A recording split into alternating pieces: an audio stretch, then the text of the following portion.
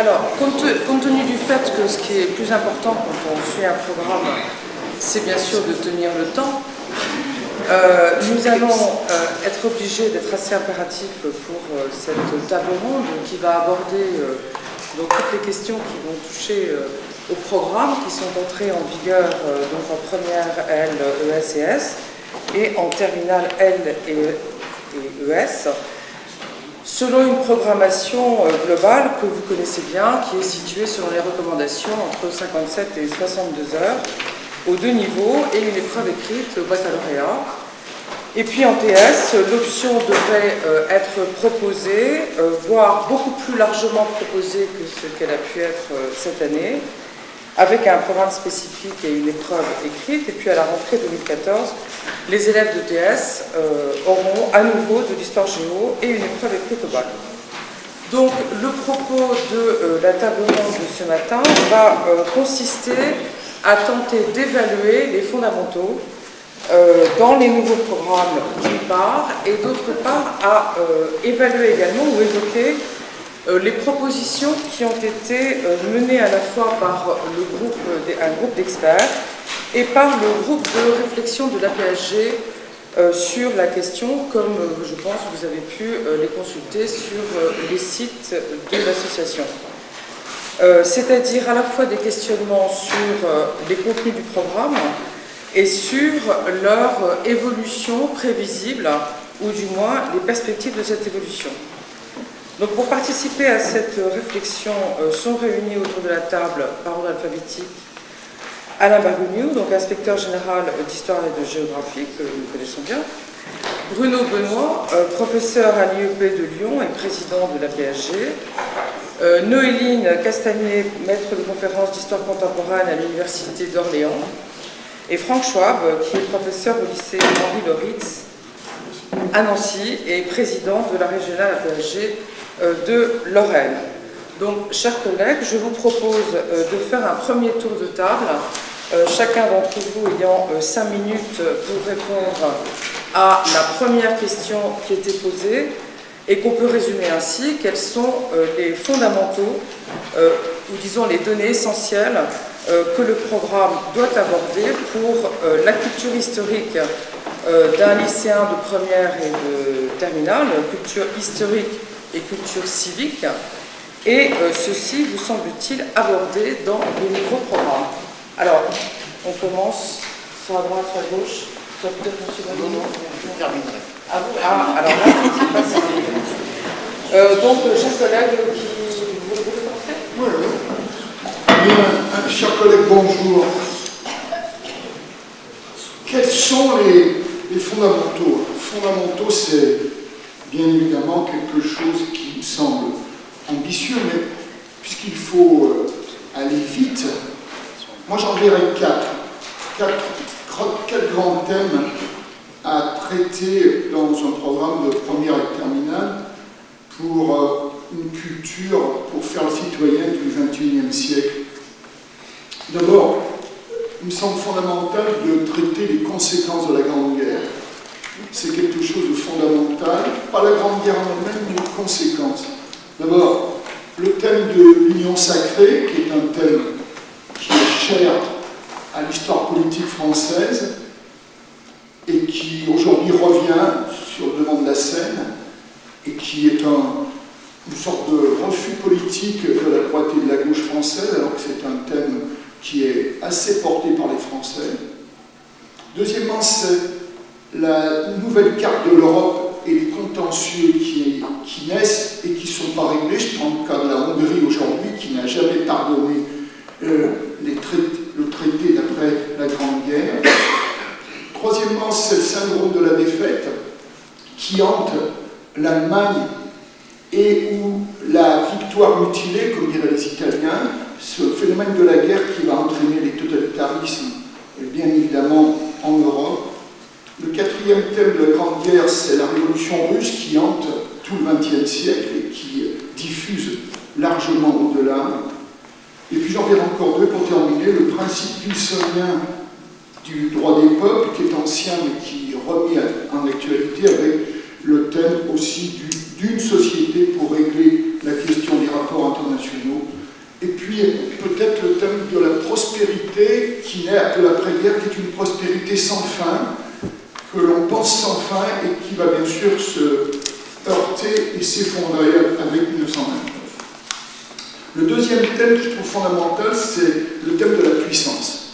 Le thème de la puissance, d'abord, qu'est-ce qu'une puissance? Ce qui me paraît fondamental aujourd'hui, au-delà des belles analyses de Joséphine sur le hard et le soft, mais ça c'est fondamental. Deuxièmement, c'est le rôle des États-Unis qui est essentiel au cours de ce XXe siècle. Et pour terminer, c'est la notion évolutive de la puissance dans le temps, avec la notion de puissance émergente qui est aujourd'hui au cœur des rapports internationaux. Le troisième thème, c'est la rupture économique des années 70, qui me semble exceptionnellement fondamentale. On l'a vu ce matin avec l'intervention. Je suis arrivé au moment où on parlait du tournant des années 70. D'abord le choc monétaire, qui me semble non réglé, qui est un des chocs les plus importants. Tout commence en 1971, le 15 août 1971, qui pour moi est une date fondamentale du XXe siècle. Deuxièmement, c'est le choc énergétique, qui n'a toujours pas trouvé de réponse, et qui est un débat qui s'ouvre sur des grands thèmes. Et puis le choc social des sociétés de chômage qui apparaissent dans beaucoup de pays, et du choc productif avec les changements dans le modèle de production. Et puis le thème qui m'est cher particulièrement, c'est le thème de la République, appliqué bien sûr à la France, avec cette réflexion sur qu'est-ce que la République, quelles sont ses valeurs, quelles sont ses faiblesses évidemment, puisque tout le monde pensait que la République était sortie gagnante en 1918 et elle s'effondre en 1940. Et pour reprendre quelques idées, les évolutions de la République est un terme polysémique qu'il faut essayer de faire comprendre aux élèves. Est-ce que l'adjectif républicain n'était pas meilleur que le substantif de République? Voilà. Alors, je vous poserai juste une question subsidiaire extrêmement rapide, puisque vous avez pris le temps. Est-ce que vous avez le sentiment que ces différents points sont abordés dans le programme?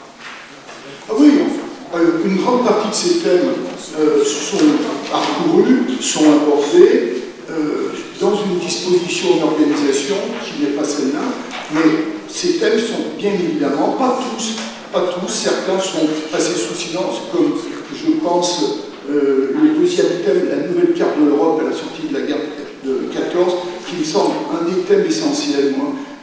Mais je pense que dans les propositions de la PSG, que les collègues dans la commission lycée ont fait, et je pense qu'il y a beaucoup de ces idées qui sont reprises. Et on en parlera tout à l'heure. Oui, on en parlera. Vous-même, peut-être, Noéline Très bien. Pour ce qui me concerne, je verrais bien comme fil rouge, finalement, au programme de première et de terminale, l'étude des aléas de la démocratie en France et en Europe. Pour moi, c'est une question centrale, alors sur un plan citoyen, de formation citoyenne, et puis aussi sur un plan historique.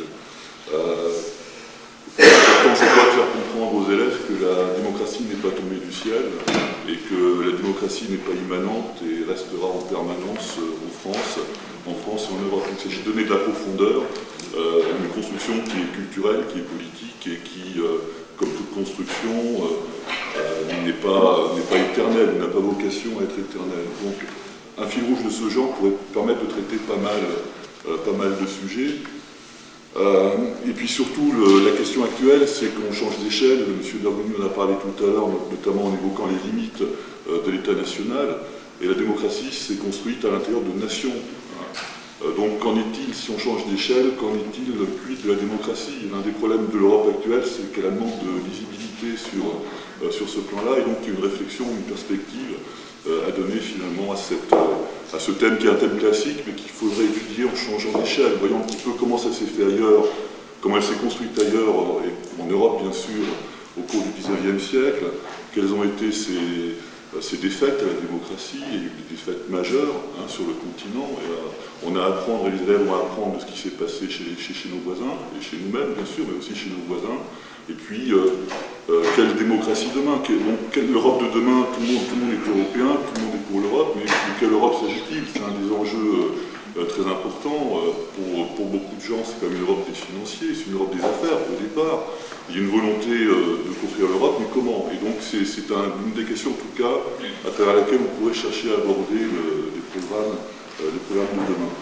Et puis, dans cette perspective aussi, d'un dernier point, je crois qu'il est important d'étudier les génocides. Alors, les génocides du XXe siècle, ils posent un problème majeur, ces génocides. On est face à des adolescents, le génocide, c'est la mort de masse, donc c'est pas quelque chose de facile à aborder. Et puis, il peut y avoir aussi un effet de saturation, mais les génocides, je dis les parce que, là encore, ça permet d'historiser des phénomènes qui sont parfois, comment dirais-je, oui, essentialisés, effectivement. Et étudier les génocides, un génocide, c'est la faillite de la démocratie. Enfin, on peut l'étudier sous cette forme-là, c'est la faillite des idéaux démocratiques. Donc j'insisterai là-dessus également.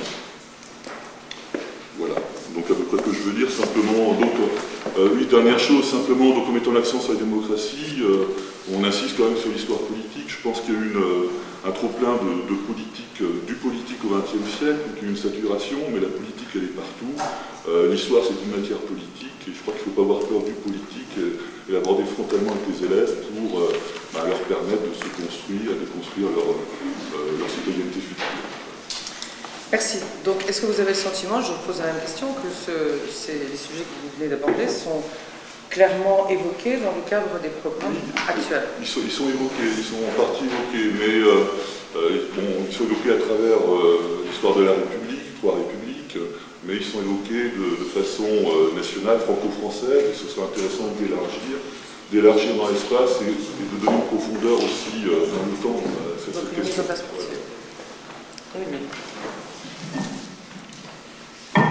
Voilà. Quand vous m'avez demandé de réfléchir à la question, j'avais gardé les contenus plutôt pour l'étude du document que vous nous avez envoyé. Et moi, je voulais insister sur les démarches. Parce que je suis aussi une enseignante de terrain, je récupère les étudiants. Enfin, voilà, je récupère vos élèves juste derrière. Et il y a quelque chose qui nous avait un petit peu traumatisés, c'est quand il y avait eu ce bousculement de la chronologie, on avait récupéré des étudiants de L1 passablement perturbés, je dirais. Donc j'ai cru comprendre que la chronologie revenait un petit peu dans l'ordre. Donc c'est une... Non, pas tout à fait. Bon. Vous êtes plus à même que moi de me le dire. Moi, ce sur quoi je voudrais insister, s'il vous plaît, c'est sur leur appréhension de la durée. Nos étudiants de licence confondent souvent le moyen terme, le court terme, et alors la longue durée, ça n'existe plus. Nous sommes dans un temps immobile, alors que nous récupérons, nous, des étudiants qui ont quand même déjà 19-20 ans. Hein.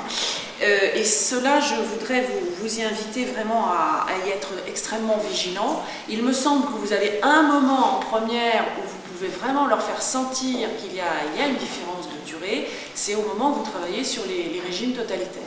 Ces régimes totalitaires n'ont pas la même durée. Hein. Il suffit de leur faire calculer, moi je leur fais calculer régulièrement et ils sont stupéfaits de se rendre compte qu'il y a quand même une différence entre le fascisme, où finalement il y a presque une génération, et le nazisme, et leur faire comprendre que la durée d'exposition, si je puis dire, à l'idéologie et aux pratiques totalitaires n'étant pas la même, eh bien cela implique des réactions de la société extrêmement différentes. On vous invite maintenant à travailler ces régimes totalitaires en faisant une histoire par en bas. Hein, vous connaissez bien les nouveaux courants historiographiques hein, qui ont appris à travailler notamment sur les résistances passives. Et bien pour que les étudiants, enfin les futurs étudiants comprennent ce que c'est qu'une résistance passive, il faut qu'ils aient la conscience de la durée. Je vous donnerai un autre exemple très concret. Par exemple, on vient de réévaluer, hein, vous le savez, Marianne Matar-Bonucci a réévalué la politique antisémite du régime fasciste. Pendant longtemps, on a expliqué que c'est une espèce de greffe qui se faisait après l'Axe Rome-Berlin. On n'est plus du tout là-dedans. C'est d'ailleurs un élément au débat hein, du fascisme qui sera un totalitarisme inabouti. On n'en est plus là du tout. Marianne Matar-Bonucci montre remarquablement dans son dernier livre, qui a maintenant déjà 4-5 ans, qu'en 5 mois, l'Italie fasciste en 1938 en fait autant que l'Allemagne nazie en 5 ans. Hein. Vous avez là un exemple tout à fait concret hein, de perception de la durée. Donc j'aurais voulu vraiment insister là-dessus parce que, en outre, on se rend compte ensuite avec les étudiants qu'ils ont énormément de mal, parce qu'ils ont du mal à remonter dans le temps, hein, et qu'ils compressent tout, ils ont énormément de mal également à se projeter dans le futur. Alors on ne cesse de nous parler du plan réussite licence, hein, où ils sont censés s'organiser pour leurs examens, les concours. Pour beaucoup pratiquer le rétroplanning avec eux, je me rends compte que ça marche ensemble. Et je crois que là, les cours d'histoire-géographie, enfin d'histoire en particulier, ont un rôle absolument fondamental. Donc excusez-moi d'entrer par la démarche, mais la relation au temps, si ce n'est pas vous qui l'a pratiqué, qui l'a travaillé avec eux, je ne sais pas très bien qui le fera. Peut-être en philo, et encore je ne suis pas sûre. Hein, je suis mère de 3 filles, la dernière est en terminale S, je la plains beaucoup. Voilà, pour ce qui concerne ce problème, et je voudrais vraiment appeler votre vigilance là-dessus. Hein. Finalement, à l'université, nous, on ne se plaint pas des contenus qui auraient été faits ou pas faits. C'est pas tellement le problème, on a beaucoup plus de temps. Hein. On a un semestre. Moi, je les ai 2 heures par semestre, hein, par semaine, pendant un semestre. Donc, c'est pas tellement ça le souci. Le souci, c'est plutôt leur méthode, leur savoir-faire, et le rapport au temps est quelque chose de vraiment fondamental.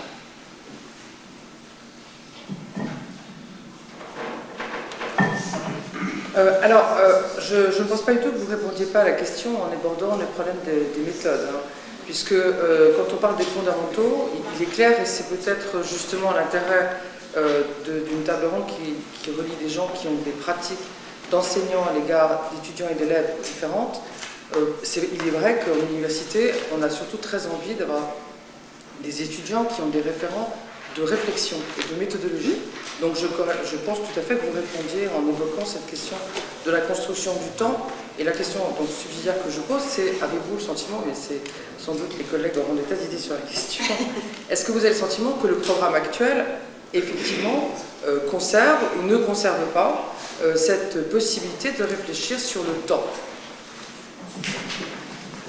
Comme je ne suis pas sûre d'avoir tout compris, excusez-moi, je me suis pourtant plongée, hein, j'ai tout imprimé, les fichiers du SCOL, etc. Mais je ne suis pas sûre d'avoir tout compris. Alors, la dernière fois, là, quand vous faisiez les 2 guerres en même temps, ça les a traumatisés très clairement. Continue. Bon.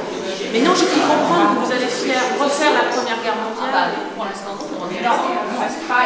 On a la Première Guerre mondiale, Deuxième Guerre mondiale et Guerre froide en même temps. Alors sur effectivement la temporalité, c'est le thème. Et en tout cas, à Paris, je peux vous dire que l'inspection veille à ce jour. On fera des échanges. Là, c'est vrai. Alors, je pense d'ailleurs que dans les fondamentaux méthodologiques, il y a aussi d'autres aspects qui sont utilisés, qui sont rappelés dans les documents. Dominique Avon l'a précisé aussi dans sa présentation. Il y a tout un travail sur la cartographie, par exemple la cartographie des conflits. Je pense que vous avez aussi tout un travail sur l'usage des textes, l'usage des TIS, si j'ai bien compris, de plus en plus d'incitations vous en faites dans ce sens-là. C'est vrai qu'il serait sans doute intéressant de savoir si ce recours à une approche pédagogique qui vous est quand même laissée libre puisse réellement fonctionner. Mais on va donc terminer par M. Vardenieu. Oui, donc sur les programmes tels qu'ils sont, là, apparemment on en parlera dans la deuxième partie, donc je pense qu'ils méritent d'être explicités et défendus, même s'ils ont obéi à des nécessités conjoncturelles qui échappaient un peu à la volonté de tout le monde, puisqu'il fallait réagir par rapport à une situation de suppression de l'histoire en terminale S, qui a évidemment amené des complexités, des bouleversements. Maintenant, elle est rétablie, donc il va falloir à nouveau repenser un peu l'ensemble, mais il faut bien voir que ceci obéissait aussi à un certain nombre de contraintes, mais malgré ces contraintes, je crois qu'il y a beaucoup de choses qui sont défendables, mais ce n'est pas ce que je voudrais dire tout de suite, ce sera un deuxième temps, puisque là c'est dans le fond un peu l'idéal, ce qu'il faut faire et ce qui est essentiel. Et moi, à mon avis, ça je trouve donc c'est mon sentiment, et je partirai un peu comme le faisait Noéline Castagnier, parce que qu'est-ce qui est essentiel sur 2 années, première terminale, pour des élèves à sentir et à comprendre. Je crois qu'il y a quand même 4 exigences qui s'imposent. La première, et c'est une difficulté, c'est d'essayer de rendre compte de la dualité du XXe siècle jusqu'à aujourd'hui, disons du grand XXe siècle, si on le prend de la fin du XIXe jusqu'à aujourd'hui. Parce que c'est ça la difficulté quand même, de faire comprendre que c'est un siècle qui a été un siècle tragique, des grands massacres et des grands conflits, et en même temps ça a été un siècle de progrès important pour la condition de l'homme, pour l'état du monde, la condition de la femme évidemment. Donc voilà, et il faut essayer de rendre compte de cette dualité, c'est-à-dire et donc il faut trouver des programmes qui permettent d'en parler et ne pas tomber simplement, même si c'est une dimension essentielle, l'histoire simplement dans sa dimension dramatique. Voilà, je crois que c'est une première chose. Deuxième chose, je passe très vite puisque Noéline l'a dit, c'est une deuxième exigence, c'est l'exposé qui vient d'être fait à l'instant sur le monde arabe l'illustrait parfaitement, c'est essayer de rendre compte du rapport temps long, temps court. Ce que disait Noéline Castagnier, la durée, et en même temps le temps court. Comment joue la durée dans le temps court, et ça, je crois que c'est pour construire des programmes, et ça justifie très bien, alors je vais lâcher un gros mot, le chronothématique, parce qu'il faut à la fois des questions qui permettent de montrer quelles sont la perspective historique qu'on ne peut pas saisir les choses, et si on a le nez sur l'événement, et en même temps, il y a justement l'événement, il y a justement l'action nouvelle, la crise, où tout se cristallise. Donc il faut trouver des programmes qui permettent de répondre à cette exigence. Troisième exigence, et pour des jeunes, parce qu'on ne forme pas des historiens et géographes, et donc il faut que les universitaires le sachent, donc même si c'est utile en terminale de commencer à préparer un peu à une réflexion qu'il peut y avoir dans le supérieur, même si dans l'avenir, de même qu'on pense aujourd'hui et qu'on sera obligé de penser école primaire et collège dans un ensemble, peut-être pour les programmes aura un certain nombre de conséquences, j'en dirai un mot tout à l'heure, et que dans l'avenir on pensera peut-être les années de première terminale avec les premiers cycles des lycées, ce qui n'a jamais été fait jusqu'à présent, les premiers cycles de licence. Donc, mais pour l'instant, il y a aussi la nécessité d'avoir une réflexion un peu civique pour les élèves. Et donc, à partir de ce moment-là, la troisième exigence, effectivement, et là je rejoins un peu ce qui a été dit, c'est de comprendre la spécificité française. Comprendre la spécificité française, à la fois dans son rapport à la démocratie, dans son rapport au type de conflictualité sociale, la manière dont la France se représente, ce qu'elle peut faire. Et ça me paraît évidemment fondamental pour nos programmes. Et il faut les concevoir, d'ailleurs, ces programmes d'histoire, mais justement, professeur d'histoire, géographie, il y a quand même beaucoup d'aide si on pose des problèmes comme ça, que nous avons dans les questions de géographie, et puis s'adosser aussi sur l'éducation civique qui apporte un certain nombre d'éléments. Donc on n'est pas réduit uniquement au strict horaire d'histoire. On peut concevoir ces questions-là et les aborder dans les différents domaines d'intervention. Donc voilà, moi, ce qui me paraît des exigences essentielles. Et à partir de ce moment-là, essayer de... J'ai toujours, même si on peut discuter un certain nombre de thèses, de conclusions, mais je crois que dans le grand livre d'Eric Hobsbawm, dont on citait tout à l'heure, L'âge des extrêmes, il y a quand même ces trois interrogations fondamentales. Il faut être capable, une fois qu'on intègre ce que je viens de dire, de rendre compte de ce qu'il appelle effectivement dans la première partie, je ne me souviens plus du titre exact, ce que j'avais noté là, quelque part, oui, c'est l'âge des ténèbres, c'est-à-dire rendre compte de ce continuum Première Guerre mondiale jusqu'à la fin de la Deuxième Guerre mondiale, la dictature totalitaire totalitarisme, massacre, génocide, crise de la démocratie. Donc là, il y a un grand ensemble à cristalliser. Ensuite, alors évidemment, c'est pas l'âge d'or pour tout le monde, mais cette deuxième grande partie, le monde dont nous sortons, hein, je reprends mon plan tout à l'heure sur l'étal, le monde dont nous sortons, comprendre ce qui s'est passé, les formes de stabilisation, les formes de progrès des années 50-60 liées au phénomène de décolonisation, et là le thème économique est très important, un glissement du monde, une recomposition du monde, des rapports de force et de puissance. Donc je crois que pour penser des nouveaux programmes, parce qu'il y aura des nouveaux programmes, parce que le dispositif structurel change, il faut articuler un certain nombre d'exigences conceptuelles extrêmement claires et en essayant de les accrocher à des moments forts et avec des thématiques fortes.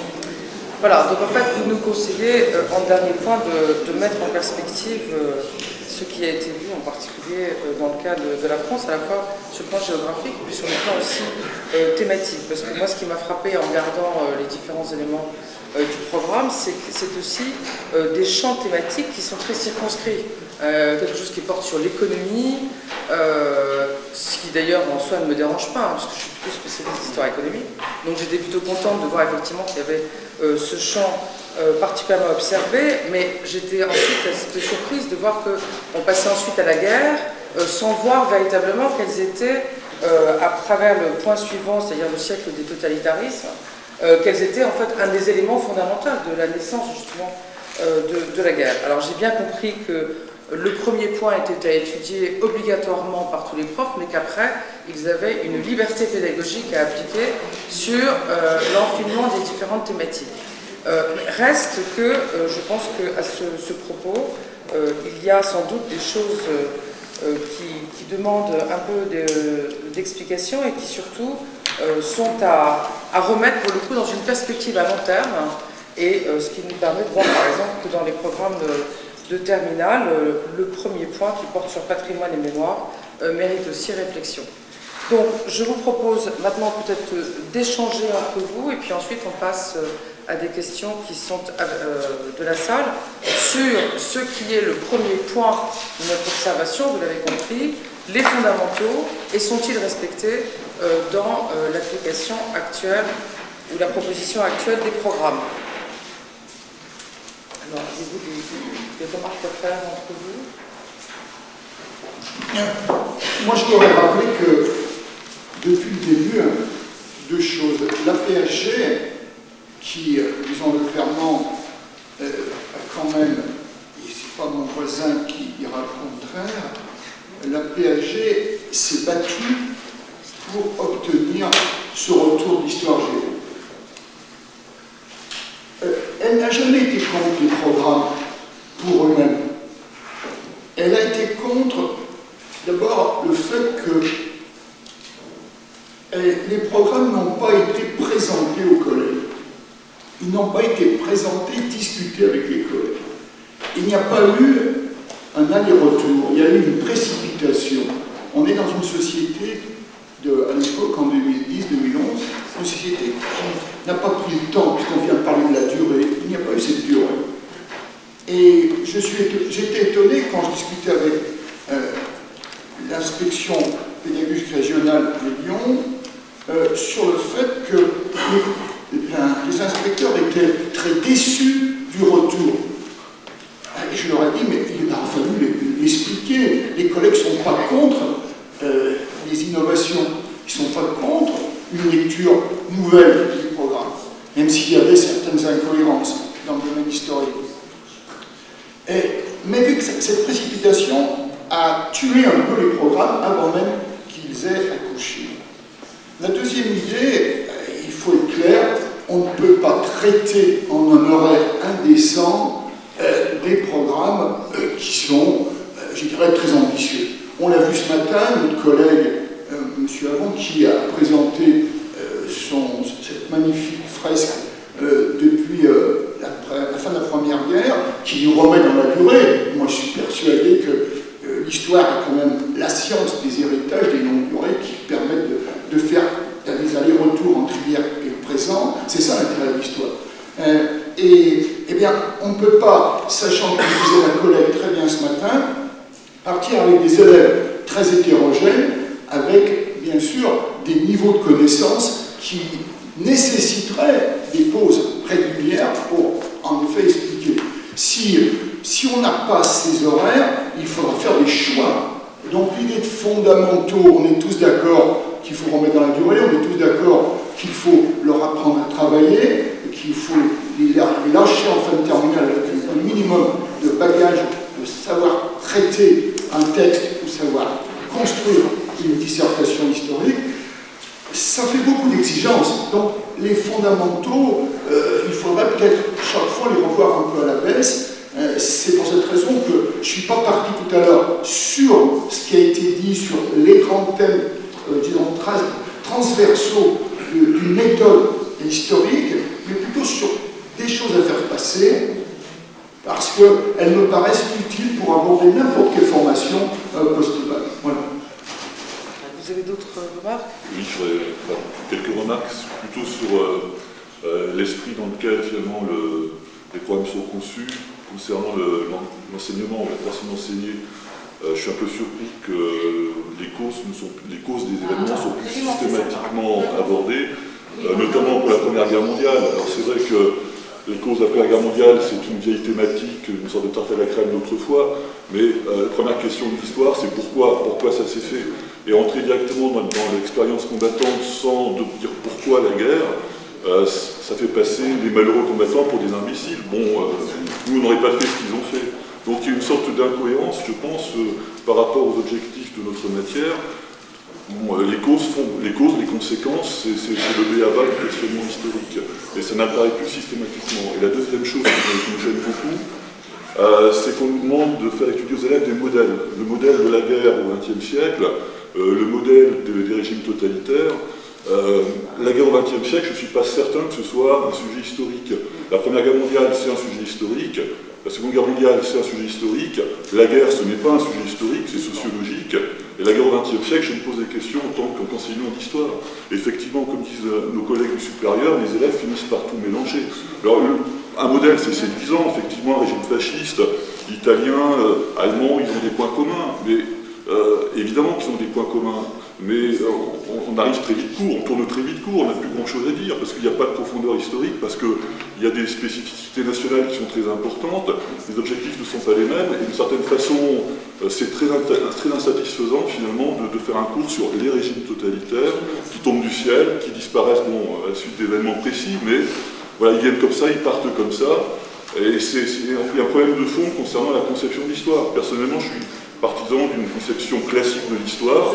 L'histoire, c'est des faits particuliers, des faits singuliers qui sont tous différents les uns des autres. Et si on cherche à faire des modèles, à rassembler...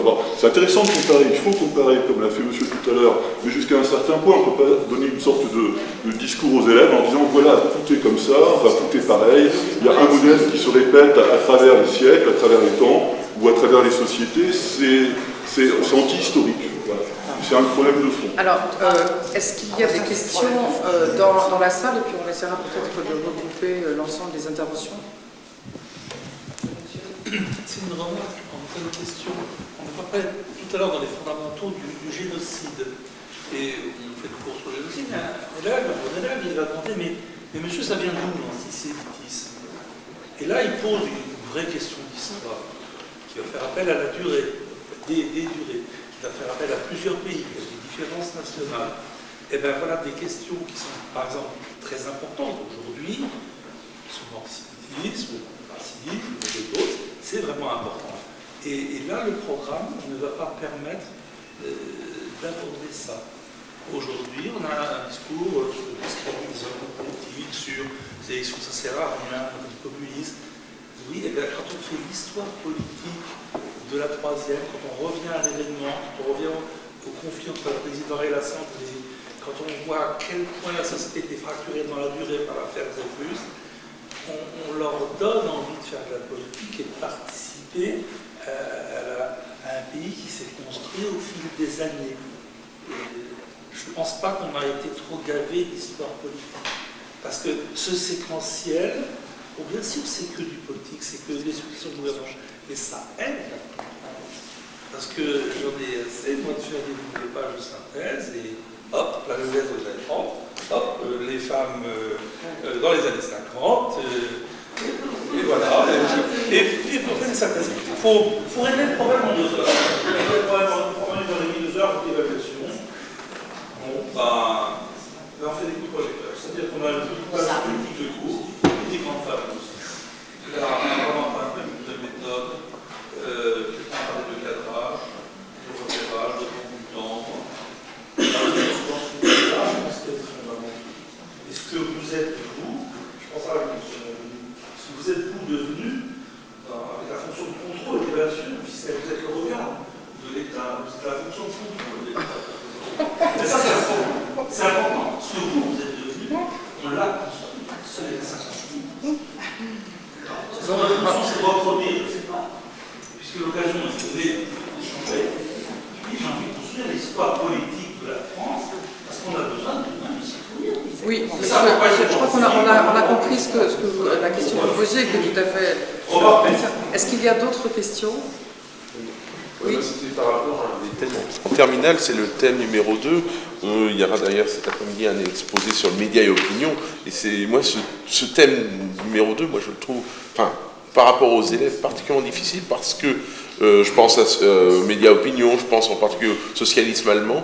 On demande d'une certaine manière des connaissances très pointues sur ces questions-là, alors que nos élèves, en particulier ou religion et société aux États-Unis, ils n'ont pas du tout une connaissance recul, par exemple, religion aux États-Unis, sur ce que c'est que la religion, la complexité du protestantisme, avec la profondeur en même temps de l'histoire américaine, et ça, en plus, avec le nombre d'heures imparties.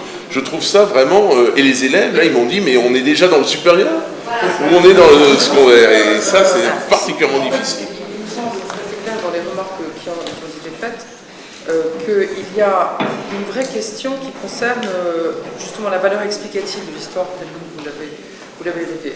On peut peut-être aussi se dire que la valeur explicative de l'histoire n'a pas toujours eu, enfin du moins les enseignements que nous avons pu faire dans le secondaire n'ont pas toujours eu non plus vocation à tout expliquer. Mais il est vrai que certains sujets sont véritablement trop décalés, donc il y a sûrement une question de dosage, de décalage par rapport à ce que et le niveau de connaissance moyen d'un élève en terminale. Oui, quelques remarques, alors peut-être d'interpellation, donc ça ne sera pas surtout que vous avez été directement interpellé. Parole de l'État. Bon, sur ces programmes.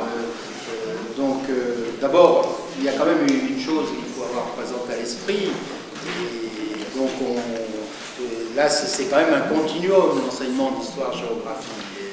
Alors, moi, je veux bien qu'on dise qu'il ne reste rien du collège, mais si on part de là, rien n'est possible. Donc là, il y a quand même 4 ans, et bientôt, on pourra peut-être améliorer les choses, je pense, en articulant mieux école primaire et collège, mais il y a quand même 4 années où l'ambition principale, c'est quand même de donner un certain nombre de bases. On a quand même des programmes de collège qui sont construits dans la continuité, qui ne peuvent pas être exhaustifs, parce qu'on tombe sur les questions d'horaire, mais c'est vrai pour toutes les disciplines, mais qui quand même essayent de donner un cadre général. Et on ne peut pas considérer que ce cadre général n'existe pas, de ce point de vue. Moi, mon opinion personnelle, à la limite, je penserais que c'est les programmes du collège qui sont un peu peut-être trop compliqués de ce point de vue et qu'il faudrait peut-être les simplifier, mais on ne peut pas aujourd'hui enseigner comme on enseignait il y a 40 ans. Il y a nécessité d'une ouverture au monde et tous les débats démagogiques sur on ne parle plus de Louis XIV, on ne parle plus de Napoléon, d'abord c'est factuellement faux, et ensuite on ne peut pas refaire l'enseignement tel qu'il était en 1920 de ce point de vue-là. On ne peut pas ne pas dire aux élèves de collège que le monde existe, que la Chine c'est quelque chose, et que l'Afrique ça joue un rôle, etc. Donc il faut pouvoir concevoir. Mais les programmes de collège quand même balayent assez large et doivent donner les cadres chronologiques. On y a d'ailleurs veillé avec la question des repères, qui sont les repères fondamentaux en géographie comme en histoire, et il y a une interrogation là-dessus au brevet des collèges. Donc il faut, à partir de là, est-ce qu'au lycée, on refait ce qui a été fait au collège? C'est un vrai débat. On a ce débat, d'ailleurs, il est ancien, depuis qu'il y a des programmes. Parce qu'avant, évidemment, si on s'arrêtait au collège, donc à la fin du XVIIIe siècle, bon, à ce moment-là, ça aurait plus de temps au collège, mais alors, on voit bien le problème, parce qu'il y a toute une partie des élèves qui n'auraient pas de connaissances du XIXe et du XXe, donc c'est pas possible de ce point de vue-là. Donc il faut au lycée faire des choses un peu différentes de ce qui a été fait au collège, et il faut assurer les bases. Et je disais tout à l'heure, il faut quand même la longue déploration, on ne fait rien à l'école primaire, on ne fait rien au collège, on ne fait rien au lycée, et à l'université on peut même s'interroger sur ce qu'on fait, parce que en tant que président de concours et en ayant participé au concours, on peut aussi se poser des interrogations sur l'université, sur la capacité de former très largement, de donner une culture aux futurs enseignants. Donc l'inventaire, la question, elle vaut pour tout le monde. Ça ne part pas du haut vers le bas. On peut aussi questionner le haut de ce point de vue. Donc là, il faut quand même avoir ça présent à l'esprit. Ensuite, ces programmes, maintenant, regardons tels qu'ils sont. Moi, je pense qu'il y a des évolutions possibles. Je l'ai dit tout à l'heure, il faut quand même bien voir qu'il y a eu ce bouleversement conjoncturel de ce choix de supprimer l'histoire, qui a posé des problèmes majeurs, et ça je partage ce que vous avez dit.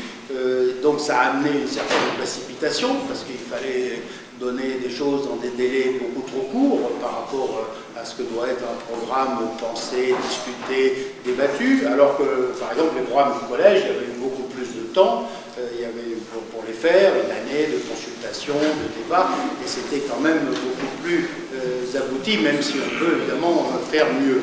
Alors ces programmes, est-ce que le programme de seconde, évidemment, est-ce qu'il fallait renoncer au programme de seconde? On aurait pu jouer sur le programme de seconde, renoncer à refaire quand même des éléments d'histoire ancienne, d'histoire médiévale, d'histoire moderne. Non, je crois que ça aurait été une erreur. Par rapport à nos collègues, c'est pas parce que ici c'est l'association des contemporanéistes qu'on ne va pas penser que justement la question de la durée était quand même utile. Et les grands moments qui avaient été discutés lorsqu'ils avaient été introduits dans les années 90, aujourd'hui, ils ne sont pas vraiment remis en cause, cette manière de mettre des coups de projecteur, d'introduire de la durée en cristallisant sur des moments. Donc il nous restait première et terminale. Non, je termine, permettez, parce que je t'ai mis en pause, donc je termine. Et de première terminale. Donc, et quand on regarde les choix qui ont été faits, je dirais sur un point sur lequel je suis d'accord avec les critiques, et nous sommes d'accord, donc on pourra corriger, mais bon, en première, on a essayé de répondre aux grands enjeux, donner une vision un peu économique, c'est très important, justement, dans la longue durée, les questions de la croissance. Alors ensuite, maintenant, les choses, d'abord, il y avait une liberté pédagogique de pouvoir lier les deux guerres mondiales aux crises, au totalitarisme, donc on pouvait le faire, et maintenant, ça sera dans la nouvelle rédaction, c'est ça qui sera proposé. Et là, on a quand même la séquence qui n'est pas simplement une séquence factuelle ou compassionnelle, comme ça a été dit, parce que c'est une séquence où il y a vraiment une articulation entre les conflits, leurs conséquences au point de vue des naissances des régimes totalitaires, les crises des démocraties, la Seconde Guerre mondiale et ses conséquences. Donc on n'est pas dans l'absence de causalité. Personne ne demande de faire des tableaux qui seraient des tableaux à plat, sans savoir pourquoi les choses se sont produites. Alors ensuite, comment ne pas parler des colonisations, décolonisation, et puis la République, donc elle est au cœur du programme de première. Alors la question qui a été posée ensuite, et je termine par là, je vous rassure, c'est la question de terminale. Bon, l'idée c'était en terminale à ce moment-là, puisque à l'époque on était conduit au programme de première, et qu'il n'y avait plus d'histoire en terminale, donc terminale S, donc il fallait penser quelque chose qui soit valable évidemment pour les terminales LES, et puis on s'est beaucoup battu, je ne vais pas raconter l'histoire, pour cette option S, parce que certains n'en voulaient pas.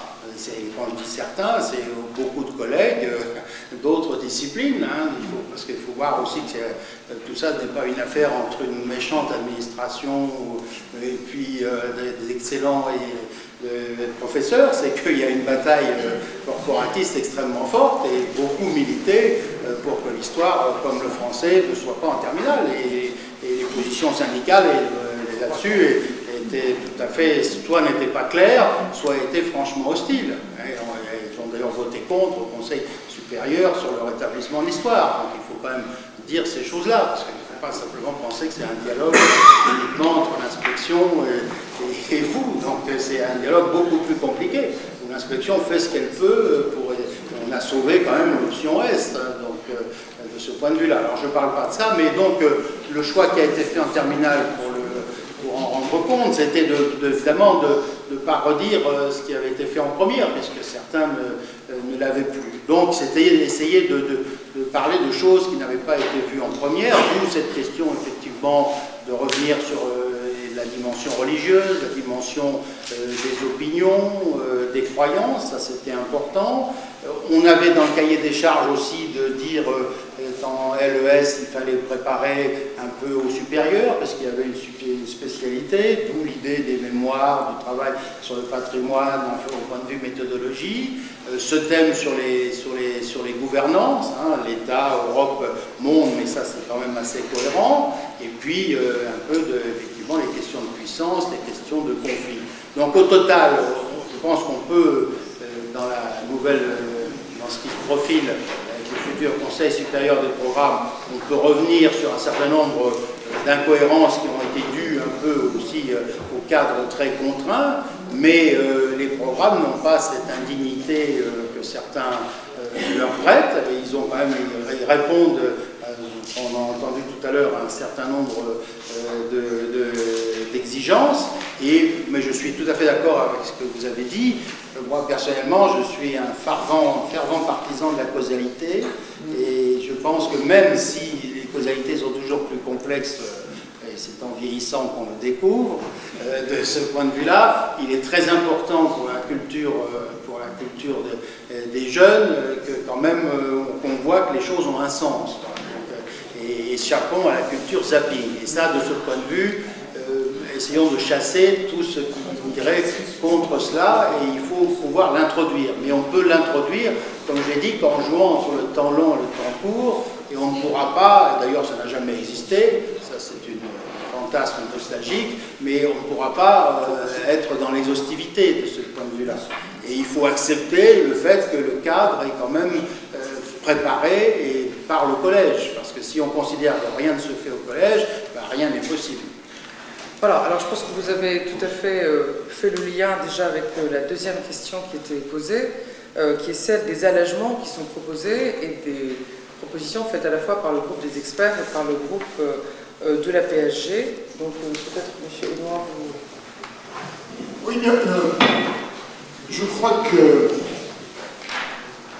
la PSG a été, pour ceux qui ne seraient pas membres de la PSG ici, il y a une revue qui est historien-géographe et qui fait chaque fois le point, à chaque numéro, sur ses travaux d'une commission. On a une commission lycée qui s'est réunie au moment où les programmes sont sortis, et cette commission lycée était indiscutablement riche de lectures croisées et faisait remonter ce que les collègues dans chaque régional pouvaient dire aux responsables.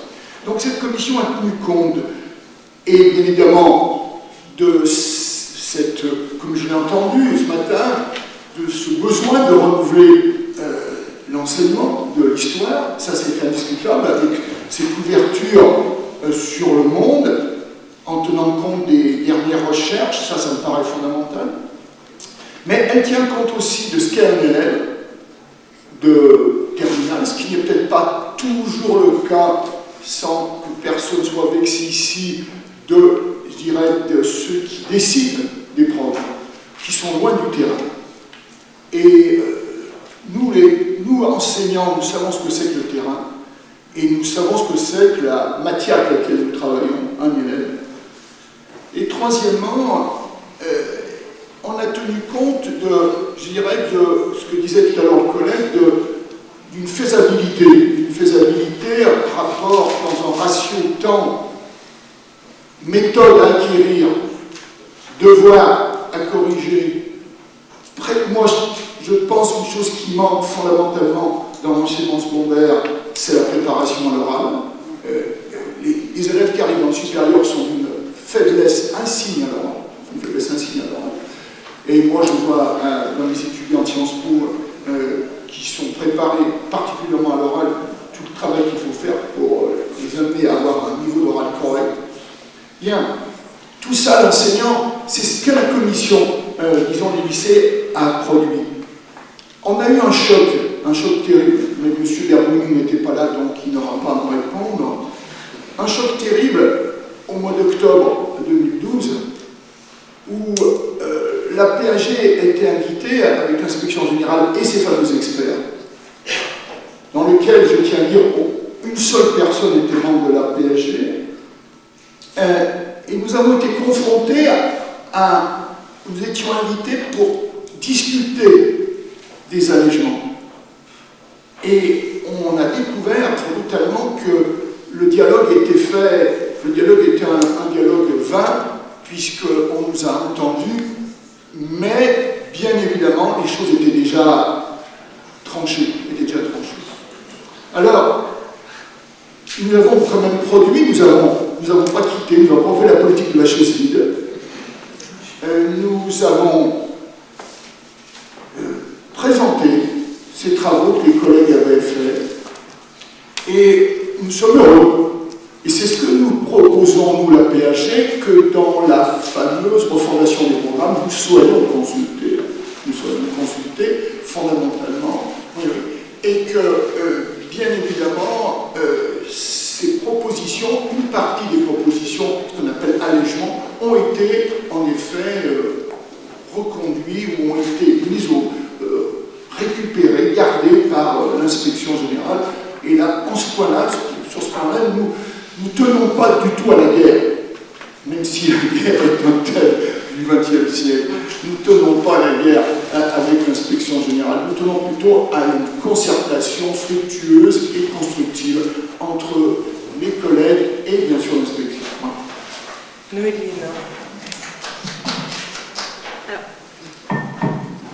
Moi, j'ai du mal à répondre sur les allègements, je vous prie de m'en excuser. En revanche, si j'ai bien compris le document que vous m'avez envoyé, c'est ça, l'étude comparée des propositions à PAG, voilà. J'ai l'impression que je suis un peu décalée par moment, excusez-moi. Il y a des choses qui, moi, en tant qu'historienne du contemporain, pour le coup, historienne du politique, me perturbent un petit peu. Ce qui me perturbe, c'est les lendemains de la Grande Guerre. Je ne vois plus du tout le lien avec alors la SDN, les espoirs de paix et la construction européenne. Donc ça me paraît un petit peu gênant. Alors je ne sais pas si ça va être réintroduit ou pas, ça j'ai pas bien compris. J'ai cru comprendre qu'il y avait l'Union européenne ensuite en géographie, mais comment fait-on le lien ensuite avec le Congrès de la Haye, parce qu'on saute directement au Congrès de la Haye en 1948.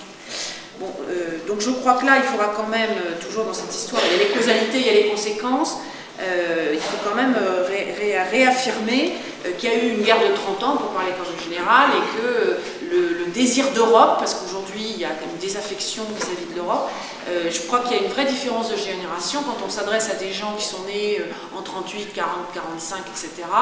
Ils sont très très attachés à l'Europe. Je crois que ça joue un rôle actuellement d'ailleurs dans le oui ou non au discours de Madame Le Pen. Il faut peut-être faire comprendre à nos élèves que ce désir d'Europe, il est quand même né d'une guerre de 30 ans. Et alors la deuxième chose qui là me laisse encore plus perplexe, mais là pour le coup c'est vraiment sur mes sujets, c'est la manière dont la Seconde Guerre mondiale est étudiée. Que devient la France de Vichy ? J'ai cru comprendre, mais je me trompe peut-être, j'ai cru comprendre qu'on n'étudiait plus la France de Vichy qu'à travers les combats de la résistance contre la France de Vichy. Bon.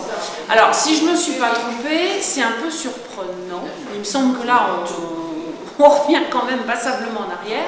Alors, la chose à laquelle je vous invite, par contre, c'est que puisque vous travaillez sur les mémoires de la Seconde Guerre mondiale, et que vous devez travailler sur le résistentialisme, et que l'une des sources de l'historien de la mémoire, c'est les programmes scolaires, ma foi, vous pouvez inviter vos élèves à avoir un regard critique sur la manière dont on leur a enseigné la Seconde Guerre mondiale.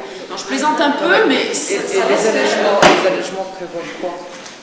Les allègements ne prévoient pas qu'on réintroduise la France de Vichy, puisque c'est des allègements. Non, c'est pas obligé. Hein? On est d'accord. On est d'accord. Donc moi, c'est plutôt des interrogations, là pour le coup. Enfin, bon, ça c'est extrêmement surprenant. Et puis la dernière chose que je voudrais juste noter, c'est que l'année prochaine, comme vous le savez, il y a le centenaire de 14, on va beaucoup en entendre parler, mais c'est aussi les 70 ans de 1944. Alors restez vigilants, parce qu'il y aura sûrement quand même des choses qui seront proposées. Hein. Et pour le thème que l'on a vu en partie grâce à l'intervention de Alain Berbounou tout à l'heure, j'ose espérer que vous aurez aussi des choses proposées sur l'année 44, qui est quand même une année extrêmement importante. Donc je suis désolée, moi j'ai plus des questions, parce que je suis en aval, hein, j'arrive juste après vous, que des propositions. Oui, enfin, sachant que de toute façon, nous parlons ici en tant qu'enseignants dans le supérieur, mais on sait bien que nous n'avons qu'une toute petite partie des élèves qui font l'histoire après. Il s'agit aussi de former des citoyens. Tout à fait. C'est pour ça que l'enseignement de la Seconde Guerre mondiale, il y a uniquement le volet, les combats de la résistance contre la France de Vichy. Là, c'est vraiment la chose qui m'a le plus perturbée en lisant la chose. C'est ça. Oui, moi, j'aimerais évoquer aussi un autre problème, enfin, tout étant lié. On discute des programmes et c'est très bien parce que c'est une question centrale, mais le plus important c'est l'impact sur les élèves. En tant qu'enseignant, j'enseigne depuis 25 ans, je constate que depuis 4-5 ans, il y a vraiment un effondrement du niveau de français des élèves que j'ai face à moi, à tel point que, bon, certains n'ont pas les armes pour penser, simplement. Bon, on a des beaux programmes, enfin, c'est un beau programme, enfin, ces programmes thématiques sont beaux intellectuellement, ils sont stimulants. Qui sont stimulants pour nous, ils obligent à penser l'histoire, et on a des élèves qui ont de moins en moins les moyens pour penser, parce qu'ils ont un niveau français qui est de plus en plus bas. Alors ça ne nous concerne pas nous uniquement, même si on enseigne une matière littéraire et que ça passe par les mêmes mots que nos collègues de lettres, mais il y a un vrai problème de fond. Moi, je suis catastrophé chez des élèves bon, je suis dans un lycée moyen de ville moyenne avec des élèves de classe moyenne qui sont bon, des très bons gamins, très suivis par leurs parents, mais ils ont un niveau de français qui est vraiment très très très faible, même en première S. Hein. Donc à partir de là, c'est très difficile. Donc qui manquent de références culturelles, c'est normal, ils ont entre 15 et 18 ans, nous-mêmes entre 15 et 18 ans, on était loin d'avoir toutes les références qu'on peut avoir aujourd'hui, mais le problème c'est que pour les amener à réfléchir sur des programmes qui leur demandent de réfléchir, de penser l'histoire, penser les enjeux de mémoire, c'est quand même pas évident. Ils ont de moins en moins les armes d'écriture, les armes orthographiques pour pouvoir le faire. Et ça, c'est un problème qui nous dépasse, mais qui est vraiment important. Parce qu'on pourra toujours parler de modifier le programme de telle ou telle façon, mais si au bout du compte, l'élève en face, pour qui le programme est fait, n'a pas les armes, les moyens d'être touché par ce qu'on fait. Oui, alors d'ailleurs, dans les allègements, les allègements étant plutôt un remaniement de l'ensemble du programme, il y a justement la question de la disparition de la notion de patrimoine. Il y a en fait une sorte d'analyse approfondie de ce qu'est la notion de mémoire. La notion de mémoire, je pense, ça n'est pas précisé dans le document, mais en association avec l'idée de l'histoire. L'histoire et la mémoire étant quand même deux choses totalement distinctes, donc j'imagine que c'est ça qui est destiné à être enseigné. En revanche, la notion de patrimoine, là, a complètement disparu. Or, il me semblait que c'était une façon d'introduire quelque chose peut-être de nouveau dans l'ensemble de l'analyse que pouvaient faire des élèves de fût-ce qu'en terminale. Et un peu d'histoire de l'art, qu'on fait, ça faisait peut-être pas de mal. Et donc, je me posais aussi la question de ce type d'allègement. Terminale S. Non, c'est prévu. En ES et en L, l'année prochaine, on continue à faire le patrimoine. Ah oui, l'année prochaine, oui. Mais je veux dire, dans les propositions, puisque la question porte sur les... Il y a moins d'heures. mais ce qui est prévu dans les possibilités d'allègement, puisque pour l'instant, en fait, il y a quand même cette disparition de la notion de patrimoine. Vous aviez une question? Alors, moi, en écoutant aux allègements, je voudrais intervenir sur la première question. On réfléchit, puisqu'on en est aux allègements, on réfléchit à des allègements. Il me semble que ce n'est pas du tout la bonne méthode. C'est deux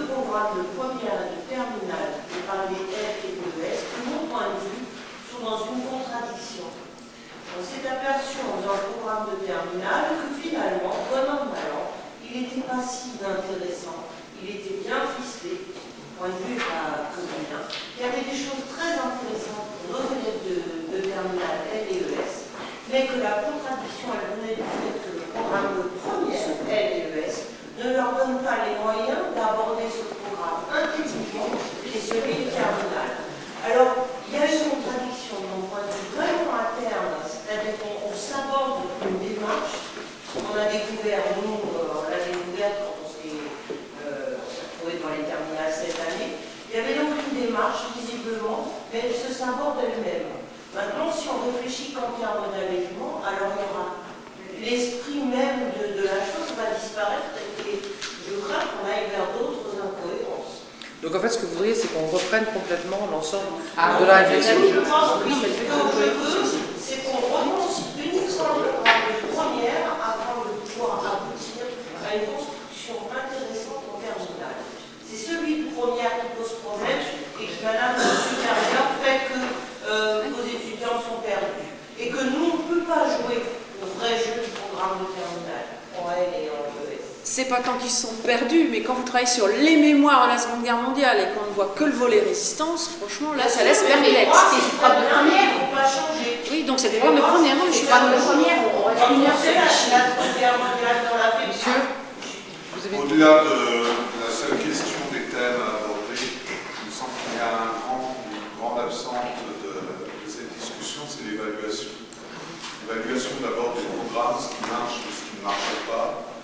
Et peut-être l'écriture à grande rapidité, à vitesse grand V des derniers programmes de première et de terminale pour des raisons politiques, liées à des décisions politiques, pose justement cette question de l'évaluation des programmes, puisque là, nous avons le temps, nous avons quelques années devant nous, autant voir ce qui a vraiment marché dans tout ça. L'évaluation continue, bien sûr, de nos élèves, mais ça, c'est nous lorsque nous sommes face à eux. Et puis l'évaluation finale, le baccalauréat, c'est quand même bien ce qui pousse ces programmes à nous sembler difficiles, ou ce qui nous pousse, nous, à les trouver difficiles. Parce que finalement, socialisme et monde ouvrier, chez mes petits salafistes ou chrétiens, ça passe très bien. Oui. Parce que ça leur fait voir un autre pays, parce que les non-allemands, c'est un autre étranger, ça passe très bien. En revanche, ce qui ne passe pas, c'est comment je vais m'en sortir, moi qui ai du mal, justement, comme disait Franck, avec le français, comment je vais m'en sortir le jour du bac, pour réussir à écrire correctement de l'allemand, alors que je ne sais déjà pas écrire correctement le français. Et là, dans ce cas-là, on se retrouve avec les difficultés qui peuvent se poser dans le supérieur, parce que nous formons bac, nous ne formons pas au supérieur. Ça, c'est un point de vue tout à fait important, y compris pour les enseignants du supérieur. Je partage tout à fait ce qui a été dit sur la question du langage, le travail sur le langage. Alors évidemment, ça n'est pas simplement la responsabilité de l'histoire et de la géographie, c'est une responsabilité générale des disciplines, mais c'est tout à fait fondamental. On a tout ça en présent. La phrase de Camus qui disait « mal nommer les choses, c'est ajouter au malheur du monde », et c'est très juste, parce que et là on a cette difficulté qui est une difficulté majeure. C'est pour ça qu'il faut travailler sur les fondamentaux. La priorité à l'école primaire, ce n'est pas une mauvaise chose, parce que quand on réfléchit, mais là on apprend 5 minutes pour faire le système éducatif, et donc l'histoire doit apporter les géographies, l'éducation civique, ça part à ce travail. Donc il faut être très attentif à l'expression, aux lectures, et essayer de lutter, comme je disais, contre l'effet zapping. Mais ça, les manuels, on n'est pas tout responsables. Certains d'entre vous sont peut-être plus responsables que d'autres. Donc il y a cette habitude des cours extraits de texte, l'absence d'une lecture un peu sur la durée, ce qui rend évidemment les choses difficiles, plus difficiles parfois pour le baccalauréat. Là-dessus, c'est au-delà des thèmes, mais c'est une réflexion absolument fondamentale. Donc il faut travailler sur cette question du langage, travailler sur la lecture, et ça, l'histoire-géographie, avec d'autres, doit apporter sa pierre. Et si on rétablit un conseil supérieur du programme, ce qui va être le cas à la rentrée, et c'est justement pour avoir une vision généraliste de ces problèmes. Parce que trop souvent dans le système, on fait des choses indépendamment des autres, quoi. Donc chacun est cloisonné dans sa partie et dans son niveau. Et là, il faut avoir cette vision, donc votre priorité est la vôtre. Deuxième chose très forte, là on aura effectivement, je ne sais pas si on aura des années, mais il y aura quand même du temps. Mais je crois qu'on l'avait quand même fait, et je défends, parce que je participais là à ce groupe très précisément sur le collège, on avait quand même pris le temps de l'évaluation. Et je crois que ça c'est très important, ce qui a été dit, c'est-à-dire avant de se précipiter pour rédiger autre chose, évaluons ce qui marche, ce qui ne marche pas, et on peut vraiment le faire.